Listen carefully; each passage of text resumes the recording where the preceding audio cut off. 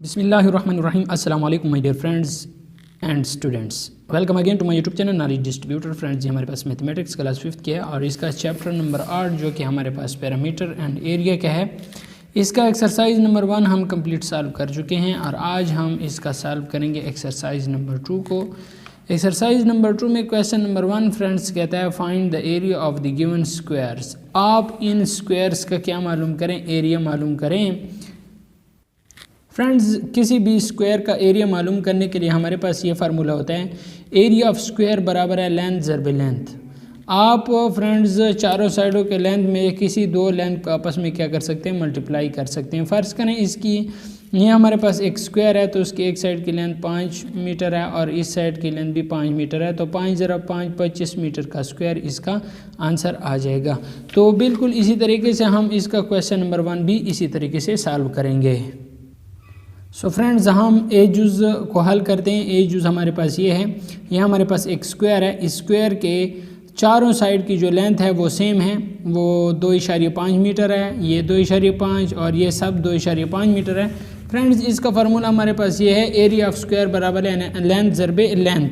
तो हमारे पास लेंथ 2.5 ज़रब 2.5, हमारे पास आंसर आएगा 6.25 सेंटीमीटर का स्क्वायर। क्योंकि फ्रेंड्स इधर भी सेंटीमीटर है और इधर भी सेंटीमीटर है, तो सेंटीमीटर ज़रब सेंटीमीटर, सेंटीमीटर का स्क्वायर। इसके बाद जो बी पार्ट है, इसका बी पार्ट हमारे पास ये है 22 सेंटीमीटर, इधर भी 22 सेंटीमीटर, इधर भी 22 सेंटीमीटर और इधर भी 22 सेंटीमीटर। मतलब ये हमारे पास एक स्क्वायर है, इसका भी एरिया हमने मालूम करना है। सो फ्रेंड्स, ये बी जूस का सॉल्यूशन देखें, एरिया ऑफ स्क्वायर बराबर है लेंथ ज़रब लेंथ। तो इधर हमारे पास आ जाएगा 22 सेंटीमीटर ज़रब 22 सेंटीमीटर। तो फ्रेंड्स इससे हमारे पास आंसर आ जाएगा, तो इसका फ्रेंड्स हमारे पास आंसर होगा 484 सेंटीमीटर का स्क्वायर। ये बी जूस का सॉल्यूशन आ गया है। इसके बाद फ्रेंड्स हम सी जूस अब सॉल्व करते हैं। फ्रेंड्स, ये सी जूस के एक साइड की लेंथ है 42.7 मीटर। जब स्क्वायर है तो स्क्वायर में तमाम साइड की लेंथ इक्वल होती है, तो ये 42.7 मीटर, इसका हम कुछ इस तरह से सॉल्यूशन करेंगे। एरिया ऑफ स्क्वायर बराबर है लेंथ ज़रब लेंथ। तो लेंथ इसकी है 42.7 मीटर। ये आप देख सकते हैं फ्रेंड्स 42.7 मीटर। तो 42.7 मीटर ज़रब 42.7 मीटर, तो 1823.29 मीटर का स्क्वायर। ये आंसर हमारे पास ये आ जाएगा। इसके बाद फ्रेंड्स ये कहता है find the area of the given rectangles. In rectangles का क्या मालूम करें, एरिया मालूम करें। तो रेक्टेंगल का एरिया मालूम करने का फार्मूला ये है हमारे पास, एरिया ऑफ ए रेक्टेंगल बराबर है लेंथ ज़रब विड्थ।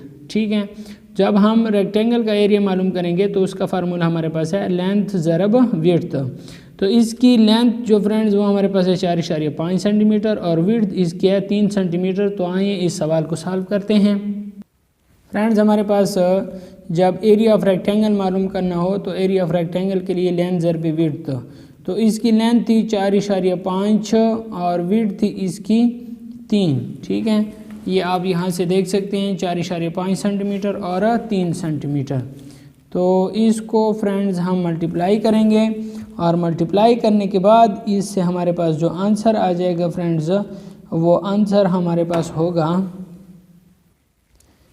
4.5 centimetre ज़रब 3 centimetre. तो इनसे हमारे पास आंसर आ जाएगा फ्रेंड 13.5 सेंटीमीटर का स्क्वायर। तो ये इसका आंसर आ जाएगा। अब फ्रेंड्स इसका बी जूस देखते हैं। बी जूस हमारे पास कहता है कि इसकी जो विड्थ है वो 2 मीटर है और जो लेंथ है वो 6 मीटर के हैं। तो हमारे पास 2 × 6, तो 6 दूने 12 मीटर का स्क्वायर इसका आंसर आ जाएगा। इसके बाद जो सी जूस है, सी जूस हमारे पास ये है 1 मीटर इसकी विड्थ है और लेंथ इसकी 10 मीटर है। ये आप देख सकते हैं यहाँ पे आपके सामने इसको हम पेश करते हैं। ये देखें फ्रेंड्स, इसकी विड्थ 1 मीटर है और इसकी लेंथ 10 मीटर है। तो 10 से कम 10 और मीटर ज़रा मीटर का स्क्वायर, तो इसका एरिया हमारे पास आ जाएगा 10 मीटर का स्क्वायर। ठीक है, बिल्कुल आपने क्या करना है, ये फार्मूला लगा देना है, लेंथ ज़रा विड्थ, लेंथ की जगह लेंथ और विड्थ की जगह विड्थ, और आपने इनको ज़रब दे देना है। अगर मीटर है तो मीटर का स्क्वायर आ जाएगा, अगर सेंटीमीटर है तो सेंटीमीटर का स्क्वायर आ जाएगा। ये एरिया मालूम करने का फार्मूला है। फ्रेंड्स ये इसके बीच उसका सॉल्यूशन देखें। एरिया ऑफ रेक्टेंगल बराबर है लेंथ ज़रब विड्थ, तो लेंथ 6 मीटर थी और विड्थ इसकी 2 मीटर थी, तो 6 दूनी 12 और मीटर ज़रब मीटर, मीटर का स्क्वायर, ये इसका क्या आ जाएगा, आंसर आ जाएगा। इसके बाद फ्रेंड जो सी यूज़ हैं वो आप क्या करेंगे, लेंथ की जगह 10 मीटर लिख लेंगे और विड्थ की जगह 1 मीटर लिख लेंगे, तो 10 से कम 10 और मीटर ज़रब मीटर, मीटर का स्क्वायर, तो ये सी यूज़ का 10 मीटर का स्क्वायर आंसर आ जाएगा। फ्रेंड्स ये क्वेश्चन नंबर 3 देखें। The area of a rectangle is 96 metre का square, if it's width is 3 metre, find its length. तो फ्रेंड्स आपके पास एक रेक्टेंगल का एरिया है जो कि हमारे पास ये है, एरिया ऑफ ए रेक्टेंगल, तो वो हमारे पास है 96 मीटर का स्क्वायर। इसके बाद कहता है इसकी विड्थ हमारे पास 3 मीटर है, विड्थ इज़ 3 मीटर, ठीक है, और इसकी क्या मालूम करनी है, फाइंड इट्स लेंथ। और इसका फार्मूला क्या है फ्रेंड्स, इसका फार्मूला ये है, एरिया ऑफ रेक्टेंगल ये बराबर है लेंथ ज़रबे विड्थ। फ्रेंड्स जो चीज़ आपने मालूम करनी है उसे एक साइड पे अकेले छोड़ दें और बाकी चीज़ों को ये कर लें, एक साइड पे कर लें। तो लेंथ मालूम करनी है तो लेंथ इधर छोड़ दें, एरिया दिया हुआ है इधर 96 मीटर और विड्थ भी दी हुई है, तो विड्थ इसके नीचे आ जाएगी, ठीक है, बटा एरिया बटा विड्थ बराबर है लेंथ, ये आ गया।